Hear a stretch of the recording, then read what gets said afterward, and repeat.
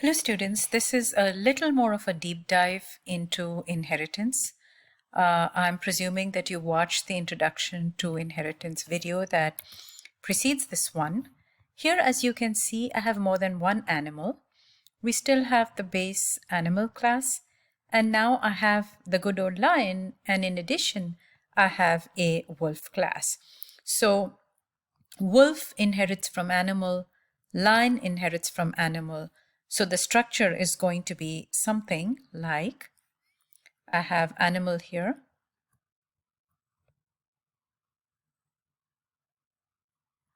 and then lion inherits from animal, and wolf inherits from animal. And we can potentially have hundreds of classes, child classes that inherit from the base parent class, and this happens in graphics programming and all kinds of business applications. So now, if we peep into the animal class, then the animal has just one attribute, which is age. And I'm going to make this private, just so no one's speaking at the animal age. And so there is a constructor, there is a sound method, and a get age method, because if something is private, then the only way you can provide this information to the outside world is through the get age button. Now let's take a peek into line. Line has of course, it inherits from animal here. It has one additional attribute, and it has its own sound method. So from last time's video, we know that this sound method should override the animal sound method. And it has a new method called hunt, new method not in animal, because not on animals hunt. For example, pets would not hunt, let's say. Now let's look at wolf. Wolf has got a sleep method that overrides animal sound method.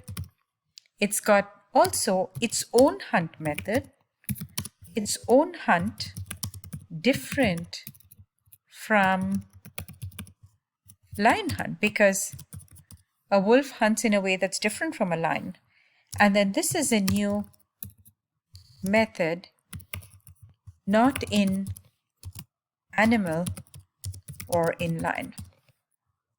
So here is, and if we just take a peep into how these are implemented, then when a wolf hunts, it says, I'm a wolf, I hunt in the daytime. Sound, this is the sound for the wolf, and this is what, these are just placeholders, and of course the real program. It could be something very complicated, it could be graphical, it could be a game, all sorts of things. Now, here, as you can see, this is what the lion does or a lion says. So the wolf hunts, the lion hunts at night. Let's make this lion hunts, I hunt during the day. During the day. And of course, the animal is just says, it just has, I'm an animal, this is, I just make an animal sound. Now let's look at what we're doing here. Here, what I'm doing is I'm creating three objects. The first is a generic animal object, which I can create, even though it's really not of much use, because really, what can an animal do unless you have a specific kind of animal? And then I have a lion, which is a carnivore. So that's true. A wolf is a carnivore. This is true. Age of the lion is 7, age of the wolf is 12. Now, if I'm just going to comment out all of these things and then run this program incrementally. And here what I can do is if I say l.sound, then this should produce for me the lion sound, because the lion sound method overrides the animal sound method. And then I can do w.sound, and this should produce for me the wolf's method, which is wolf sound method, which is different from the lion sound method. So let's see if that actually does. So here you are. I'm a lion, I roar, I'm a wolf, I bark. Let's see what would happen if I try to do w.sleep, because a wolf we know has a sleep method, and therefore it can sleep. So here's a wolf. But what would happen if I said L dot sleep? Can a lion sleep? And this immediately is giving me a red which says there's no function called sleep in lion. Can I do A dot sleep? Like a wolf is an animal, and so if a wolf sleep, does an animal sleep? Well, here you go. It says no, no member called sleep. Well, this is because inheritance is a hierarchical relationship. And as we saw from the last week video, not every wolf is an animal, right? But not every animal is a wolf. So just because a wolf sleeps, it doesn't mean that every animal is going to sleep. And that's the way we set up our classes. So this is something that I wanted to point out to you. Now comes something that is going to be important for us when we go a little further and study polymorphism, and also as a justification for why we need pointers. So first of all, let's look at what happens when we create an animal here. When we create an animal, then let's just presume in the memory that we have gotten ourselves an object called animal, and its name is A, and we know that what it's got its attribute, which is age, and we've got two methods. One is the constructor and the other is the sound method. So we've got the sound method here. So this is what the animal looks like in the memory of the computer. Now we've gotten line. Now, as you can see, line has got additional attributes and it's got additional functions. So this line is going to be a bigger object. And it's going to, because a line is a child object of the parent animal, it's going to inherit everything from the animal. So it's going to have everything that A has. So it's going to have a name. It's going to have a name. It's going to have an age. And then it's going to have whether it's a carnivore or not. So that's two attributes. And then it's going to have the sound method from animal. Then it's going to have its own sound method. And it's also going to have the hunt method, right? Because a lion can hunt. As you can see, this makes the lion a much bigger sized object than the animal. And then if we go to wolf, for example, a wolf is also pretty big because it has, again, everything that the animal has. So it's got an animal right here inside. And in addition to that, it has a hunt method and it has a sleep method. So as you can see, the smallest sized object is the animal and the largest size is the wolf. So when we are handling inheritance and we have lion inherit from animal and wolf inherit from animal, there are situations when having these different size objects creates complications. And therefore, it is better for us to use pointers because pointers are just addresses, and it's easier for us to pass as parameters addresses rather than call by value. Because when you do call by value, all of these have different sizes. And sometimes you don't want that kind of thing when you're doing or using the feature of polymorphism. That's why pointers come in. And what we do is we try to create pointers to objects, because when we pass those pointers as parameters, then the address of A, which is stored in a pointer variable, right? So let's say this is the pointer variable, and I'm going to call this address of A, is going to be the same as address of L,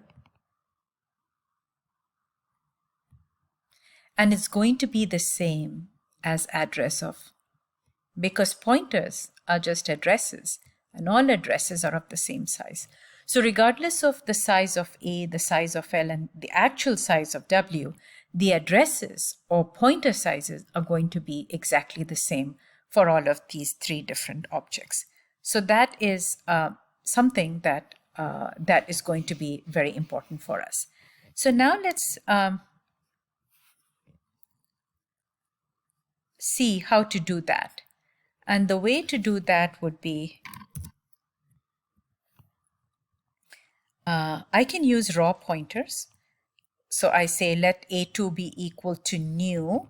If I'm doing that, then I have to include memory, because what I'm saying here is, can you please get for me a pointer to the heap?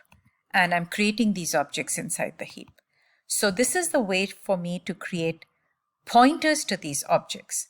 So A2, L2, and W2 are not referring to actual objects, but they're referring to pointers to objects. And I can then call the methods by doing A2 dot A2 arrow. Now, because I'm using pointers, I need to do A2 arrow sound, L2 arrow sound, L2 arrow hunt, and W2 arrow sleep, for example. Let's do that. Let's run this and see what's going to happen. So here you have it. I'm a lion, I roar, I bark. And here, the A2 sound has kind of gotten concatenated with this. This is an animal sound. And then L2 dot sound is I'm a lion, I roar, I'm a lion, I hunt during the day, and I'm a wolf, I'm sleeping. So this is the way you would use pointers. Now, as you know, it's not such a safe thing for us to use raw pointers, and we have practiced shared pointers. So now what I would like for us to do is I'd like for us to use shared pointers and see how to declare shared pointers for these. So I've got an animal here. Shared pointer animal A3 is equal to make shared line is all right, let me change this to animal, and shared pointer line L3 is equal to make shared line, and I can do exactly the same thing for wolf, and let me copy paste that.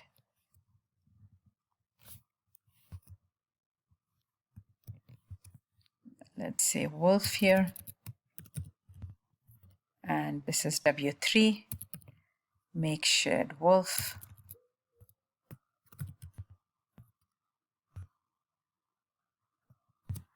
And now I can use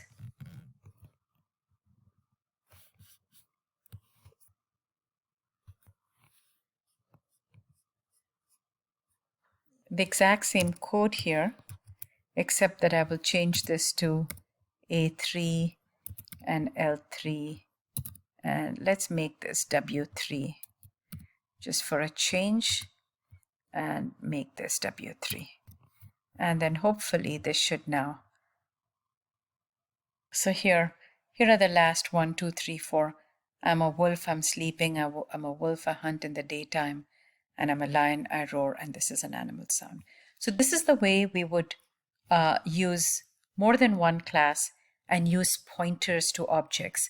And we will not be using raw pointers, but we will be using shared pointers. And this is the way you would get accustomed to creating pointers to objects. So we will continue this and build up to polymorphism in the next video.